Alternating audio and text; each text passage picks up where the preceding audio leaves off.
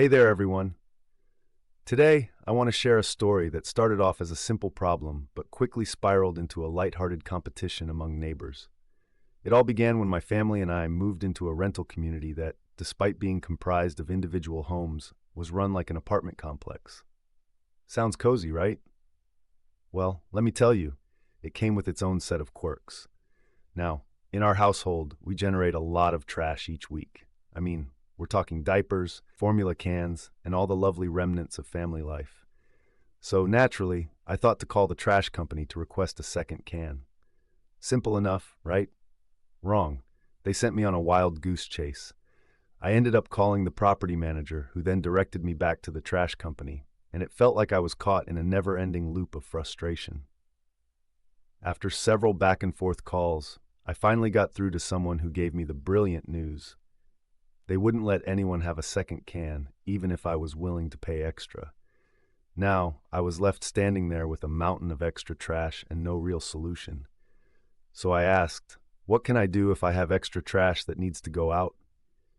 And you won't believe the response I got. You can place your trash on the ground next to the can. At that moment, a light bulb went off in my head. So guess what I started doing? Yeah, I began stacking our extra bags right next to the can. I even turned it into a game, just to keep things lively. I would watch the trash pile grow higher and higher each week, and it became a little challenge for me and a few neighbors. But then, about a month later, the property manager sent out a community-wide email.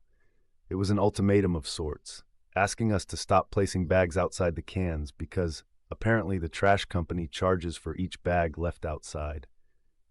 Who knew trash could be so complicated? So I thought, all right, I'll play your game. I went back to the property manager to inquire about getting a second can again, but they still tried to pin the blame on the trash company. It was like talking to a brick wall. But here's where it gets interesting. Instead of giving up, I decided to embrace the chaos.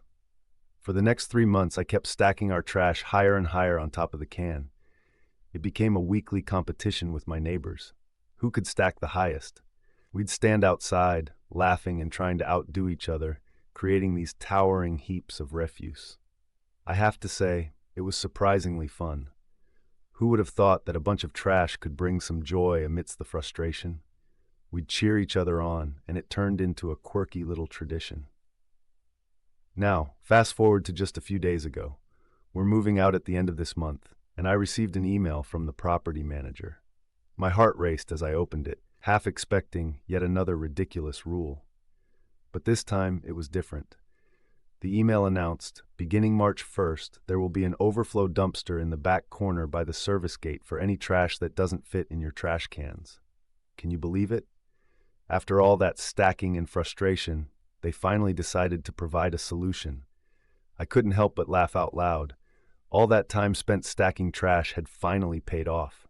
It felt like a victory, not just for me, but for all of us who had joined in on the fun. So as I prepare to move on to a new chapter, I can't help but feel grateful for the unexpected camaraderie we forged over something as mundane as trash. And now, let me ask you, have you ever turned a frustrating situation into something fun with your neighbors? I want to hear your stories in the comments below.